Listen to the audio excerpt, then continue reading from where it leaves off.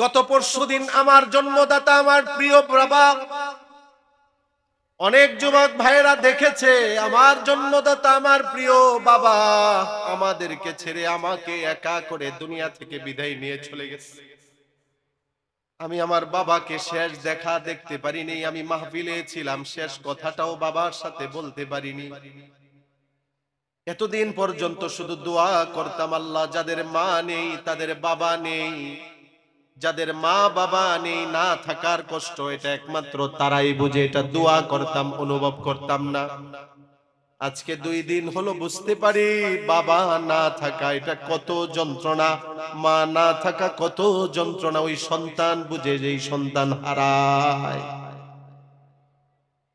বাবার ইন্তেকালের পরে ছুটে আসলাম, বাবাকে কাফন পরাবে আমার ভাই, আত্মীয় স্বজন সবাই বলতেছে কাফনের কাপড় কিনো। আমি বললাম না না না, গত 3 মাস আগে আল্লাহর ঘরের মুসাফির হওয়ার সুযোগ আমার হয়েছিল। আমার গায়ের যে ইহরামের কাপড় ছিল আমি রেখে দিয়েছিলাম। আমার বাবাকে আমি বলেছিলাম, বাবা যদি আমার মৃত্যু হয়ে যায় তাহলে এই কাপড়টা আমার কাফনের কাপড় হিসাবে যেন দিয়ে দেয়। বাবাও বলেছিল, বাবা যদি আমার মৃত্যু হয় তোমার আগে তাহলে তোমার ইহরামের কাপড়টা বাবা আমাকে পরিয়ে দিবে। আমি আমার ইহরামের কাপড় দিয়ে আমার বাবাকে কাফন পরিয়েছি।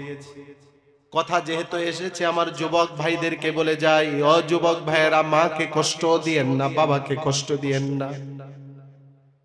আজ থেকে 2-3 দিন আগেও বুঝতাম না বাবা হারানোর কি যন্ত্রণা।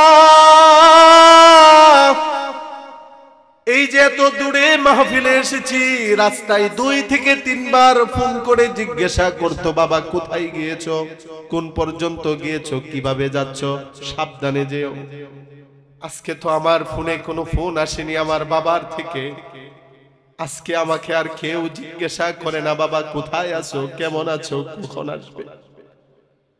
মাহফিল শেষ করে বাড়িতে যেতাম, রাত 2টা, 2:30টা, 3টা বেজে গেলেও আমার বাবা আমার আওয়াজ শুনে বলতো, বাজান আসছো। গতকালকেও মাহফিল শেষ করে বাড়িতে গেলাম, আমাকে তো এই সুরে আর কেউ ডাকে না, বাজান আসছো। গতকালকে বাড়িতে যাওয়ার পরে আমার বুকটা ফেটে গিয়েছে, আরে কে আমাকে আর বাজান বলে ডাকবে। এই জন্য অনুরোধ করে বলবো, যাদের বাবা আছে মা আছে কদর করবেন। বাবা মা হারিয়ে গেলে এই আফসোস অন্তরে থেকে যাবে। মা বাবার কদর করবেন, মা বাবার সন্তুষ্টি অর্জন করবেন। মা যদি খুশি থাকে, বাবা যদি খুশি থাকে, আসমানের মালিক আল্লাহ আপনার প্রতি খুশি। উলামায়ে কেরাম আছেন, তিরমিজির বর্ণনা 2020 নম্বর হাদিস, আল্লাহর নবী বলেন, রিজার রব্বি ফি রিজাল ওয়ালিদি।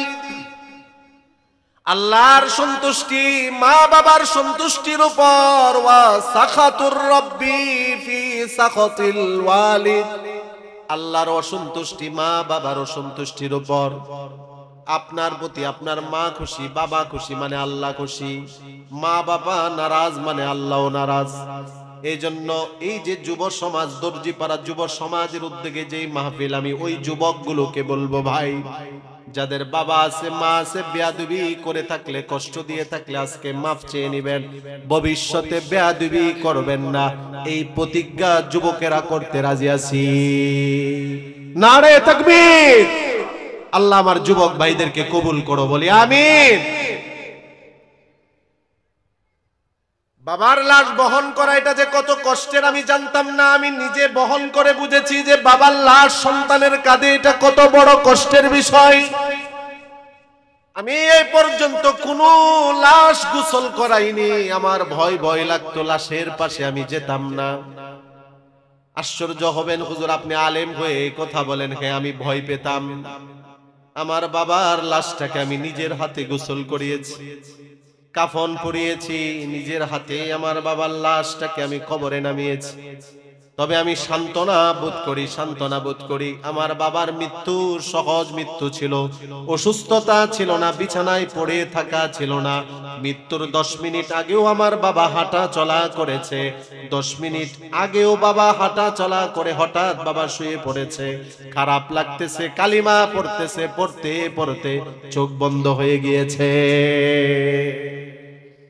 বিছানায় শুয়ে থাকেনি, অসুস্থতায় ভোগ করেনি, বয়স হয়েছে, বার্ধক্যে পৌঁছে গিয়েছিল তা ঠিক, হঠাৎ খারাপ লাগতেছে, শুয়ে শুয়ে কালিমা পড়তেছে। আমার ভাই বসা, আমার মা বসা, আমি তো মাহফিলে বয়ান করতেছি, আমি তো আর জানি না আমার বাবা এইভাবে হঠাৎ করে চলে যাবে। তো এই জন্য এই সহজ মৃত্যুগুলো, এগুলো ইমানদারের লক্ষণ, ঠিক কিনা বলেন? নেককার ইমানদারের লক্ষণ হলো এভাবে সহজ মৃত্যু হওয়া। আর এটা কখন হবে? যখন আমি নেককার ইমানদার হব, কোরআন দ্বারা আমার জীবন সাজাবো।